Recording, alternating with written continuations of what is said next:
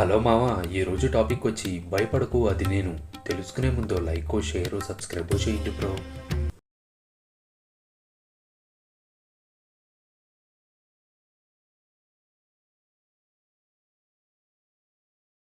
యేసు వెంటనే శిష్యులను పడవ ఎక్కి తనకంటే ముందుగా అవతలి ఒడ్డుకు వెళ్లమని బలవంతం చేశాడు. జనసమూహాన్ని పంపివేసిన తరువాత ప్రార్థన చేయటానికి తాను ఒంటరిగా ఒక కొండ ఎక్కాడు. ఆ రాత్రి తరువాత ఆయన అక్కడ ఒంటరిగా ఉన్నాడు. మరియు పడవ అప్పటికే భూమి నుండి చాలా దూరంలో ఉంది. గాలి దానికి వ్యతిరేకంగా ఉన్నందున అలలుచే కొట్టుకుపోయింది.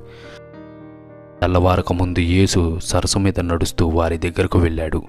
ఆయన సరస్సు మీద నడుస్తూ ఉండటం చూసి శిష్యులు భయపడి అది దెయ్యమని చెప్పి భయంతో కేకలు వేశారు. కానీ యేసు వెంటనే వారితో ధైర్యంగా ఉండండి, నేనే, భయపడకండి అన్నాడు.